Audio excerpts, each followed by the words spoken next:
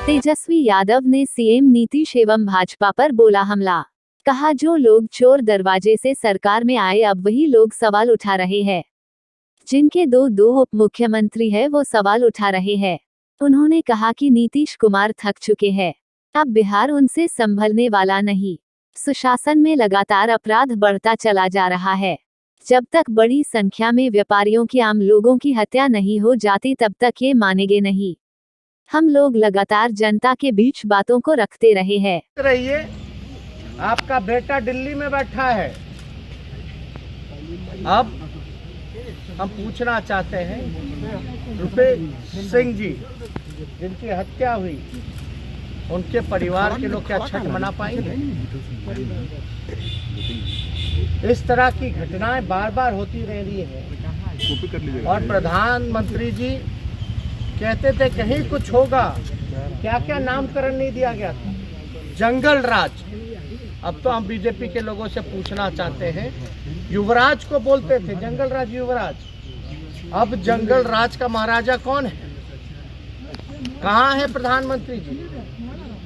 कहाँ गायब है? उनको तो अगर सेलेक्टेड नॉमिनेटेड मुख्यमंत्री जो थके हुए हैं, जो विभाग नहीं चला पा रहे, आकर के कार्रवाई करनी चाहिए, पूछताछ करनी चाहिए। किस बात का डबल इंजन का सरकार है यहाँ पर? इसलिए हम लोग लगातार इस मुद्दे को हम लोग जनता के बीच रखते रहे हैं और यही एक बड़ा कारण है जिसके वजह से मौजूदा जो सरकार है नीतीश कुमार जी की, बीजेपी की, वो विधानसभा सत्र चाहते ही नहीं है।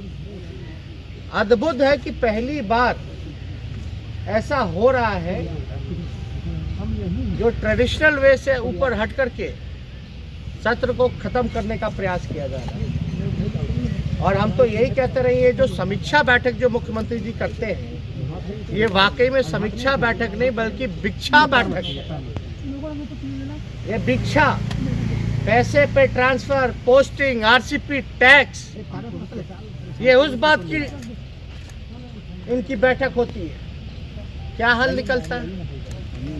इनका पुलिसकर्मी जो है एक शराब की बोतल के पीछे घूमता रहता है। यहाँ सैकड़ों हत्याएं, बलात्कार, लूट, रंगदारी, अपहरण, सारी चीजें हो रही हैं, लेकिन हमारे बिहार के मुख्यमंत्री जी एक अफसोस प्रकट नहीं कर पाते, किसी पीड़ितों से नहीं मिलते और सवाल पूछा जाता है विपक्ष के लोगों से। इसलिए हम जो कहते हैं तो कुछ सोच समझ के ही कहा था कि बिहार के मुख्यमंत्री थक चुके हैं, इनसे बिहार संभालने वाला नहीं है। अब थके हुए मुख्यमंत्री ने खुद ही बोल दिया कि भाई हमको जबरदस्ती मुख्यमंत्री बना दिया गया। जिसको जबरदस्ती मुख्यमंत्री बना दिया जाएगा वो तो अपना पल्ला झाड़ेगा। और बीजेपी के लोग जो हैं, एक सवाल सरकार में मुख्यमंत्री से पूछ करके बचना चाह रहे हैं।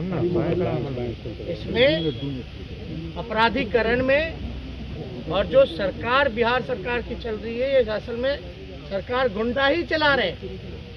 इससे बचने का प्रयास बीजेपी के लोग कर रहे हैं, लेकिन उनको ये एहसास होना चाहिए कि भाई आपके इतने मंत्री हैं, दो उप मुख्यमंत्री हैं, किस काम के, क्या काम कर रहे हैं?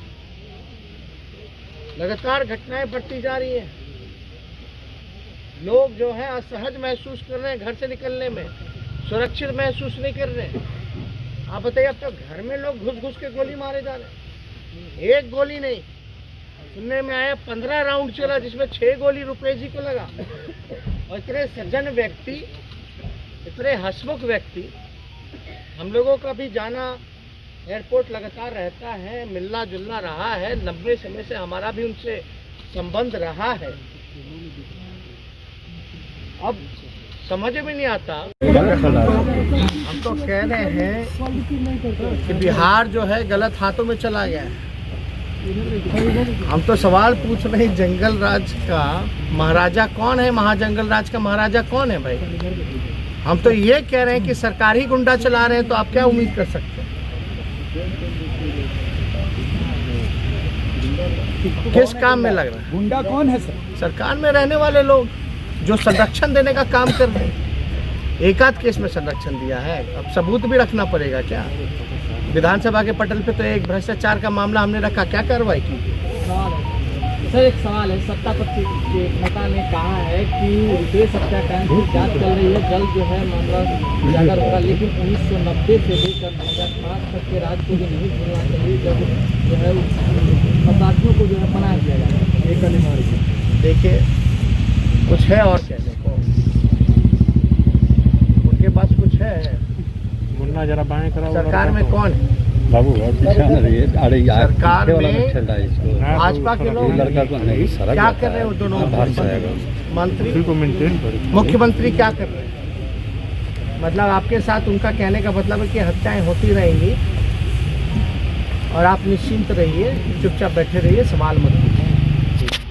अगर आप डेली अखबार का पन्ना खोल करके देखें या न्यूज़ में हेडलाइन देखें तो कभी दरभंगा, मधुबनी, सीतामढ़ी, मुजफ्फरपुर, पटना, गया, कोई ऐसा इलाका नहीं है, कोई ऐसा जिला नहीं है जहाँ हत्या, अपहरण, लूट, रंगदारी, बलात्कार, भ्रष्टाचार नहीं हो रहा।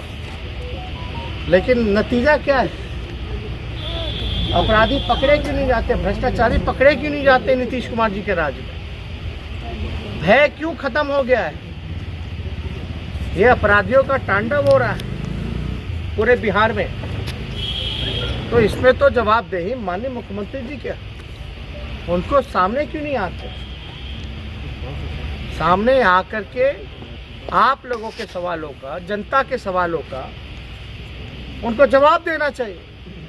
ये जिम्मेवारी है उनकी, नैतिक जिम्मेवारी है, लेकिन चुप रहते हैं और यही कोशिश करते हैं कि भ्रष्टाचार का खबरें और जो क्राइम की खबरें जो हैं वो दबा दी जाए और कुछ नहीं ना। क्या लगता है पुलिस प्रशासन से पकड़ कमजोर हो गई है? क्योंकि अगर डीजीपी हाउस से यार कौन कर रहा है? 2 किलोमीटर दूर सीएम हाउस से ये घटना को अंजाम दिया जाता है। एक व्यक्ति नहीं बल्कि 2-3 व्यक्ति आकर के 15-15 राउंड गोली चलाते हैं और अब तक जो है कोई कार्रवाई नहीं की जाती। निकलिए ना, दिखोगे ना यार। और ऐसी कितनी घटनाएं हैं, हम तो मुख्यमंत्री जी से कहेंगे कि जितना ध्यान और जितनी मॉनिटरिंग आप एडिटिंग में करते हैं कि बिहार में अपराध का न्यूज़ ना सामने आए, बिहार में बलात्कार और भ्रष्टाचार का मामला सामने ना आए, अगर उतनी ही एडिटिंग और मॉनिटरिंग अगर आप ईमानदारी से क्राइम को रोकने में लगाते तो शायद ये नौबत नहीं। इसलिए हम बार बार कह रहे हैं कि मुख्यमंत्री जी से, नीतीश कुमार जी से अब बिहार संभालने वाला नहीं है। अगर विभाग नहीं संभाल रहा तो किसी और को दे दें विभाग, गृह विभाग, क्या आपत्ति।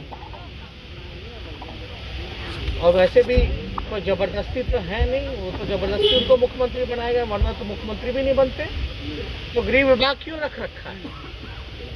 दे दे, क्या आपत्ति आनी चाहिए। और कोई इस मुद्दे से अगर आप लोगों का